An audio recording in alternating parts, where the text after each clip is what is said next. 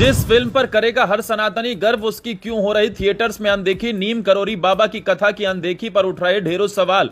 आखिर कब जागेगा अब हिंदू परिवार। सनातन सेवा और इंसानियत का दिया गया बड़ा संदेश, लेकिन फिर भी नहीं मिल रहा फिल्म समर्थन। क्या अब दर्शक बदलेंगे रुख, हर कोई पूछ रहा सवाल। एक तरफ शोर, ग्लैमर और हल्की फुल्की कहानियों का दौर, दूसरी तरफ नीम करोरी बाबा के जीवन पर बनी हनुमान अंश। लेकिन सिनेमा घरों में क्यों नहीं दिख रही वैसी भीड़। कहते हैं कि किसी समाज की पहचान सिर्फ उसकी तरक्की से नहीं बल्कि उसकी जड़ों से भी होती है। आज के दौर में बड़े पर्दे पर हर तरह का मनोरंजन देखने को मिल रहा है। कहीं ग्लैमर है, कहीं एक्शन है, कहीं विवाद है और कहीं सिर्फ चर्चा बटोरने की कोशिश है। लेकिन इसी दौर में एक ऐसी फिल्म भी आई है जो शोर नहीं मचाती बल्कि मन को शांत करने की बात करती है, जो सिर्फ कहानी नहीं सुनाती बल्कि सेवा, भक्ति और मानवता का संदेश देती है।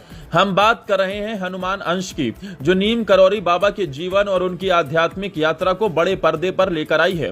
हैरानी की बात यह है कि जिस फिल्म में सनातन की भावना, सेवा का संदेश और आध्यात्मिक चेतना दिखाई गई है, उसे देखने के लिए वैसी भीड़ नजर नहीं आ रही जैसी अक्सर दूसरी चर्चित फिल्मों के लिए दिखाई देती है। जिसके बाद से सवाल भी उठ रहे हैं, सोशल मीडिया पर भी सनातनी चर्चा कर रहे हैं, लेकिन ऐसा क्यों?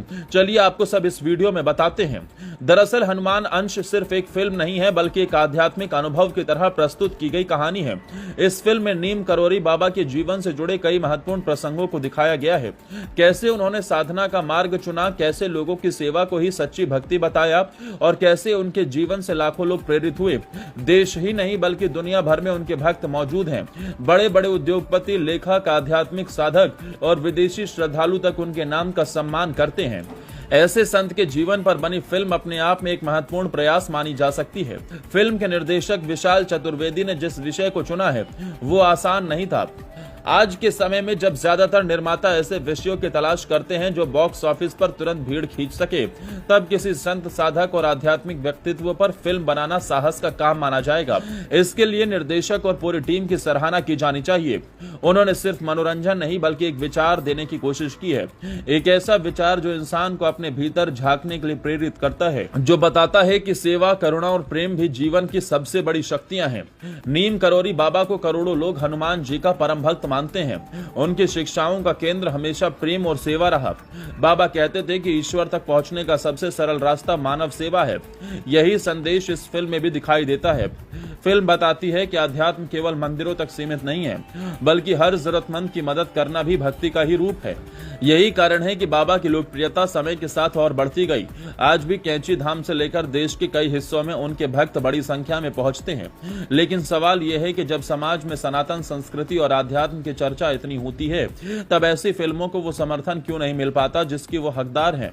अगर दर्शक सिर्फ सोशल मीडिया पर सनातन की बात करें और जब उसी विषय पर कोई सार्थक फिल्म आए तो उसे देखने ना जाएं, तो ये भी एक सोचने का विषय है। किसी भी सकारात्मक और प्रेरणादायक विषय को आगे बढ़ाने में दर्शकों की भूमिका भी उतनी ही महत्वपूर्ण होती है जितनी निर्माता या निर्देशक की होती है। अच्छी फिल्मों को समर्थन मिलेगा तभी भविष्य में ऐसे और प्रयास देखने को मिलेंगे। यही वजह है कि जो लोग सनातन परंपरा, संतों की शिक्षाओं और भारतीय आध्यात्मिक विरासत को करीब से समझना चाहते हैं, उनके लिए फिल्म एक अच्छा माध्यम बन सकती है। खास बात यह है कि इसे परिवार के साथ बैठकर देखा जा सकता है। इसमें ऐसा संदेश है जो बच्चों से लेकर बुजुर्गों तक सभी को कुछ न कुछ सोचने पर मजबूर करता है। आज जब परिवारों के पास साथ बैठकर देखने लायक फिल्मों की चर्चा होती है, तब हनुमान अंश जैसी फिल्में एक अलग पहचान बनाती हैं। अब फैसला दर्शकों के हाथ में है। अगर हम अपनी परंपराओं, संतों और प्रेरणादायक कहानियों को आगे बढ़ते देखना चाहते हैं तो ऐसी फिल्मों को भी समय देना होगा।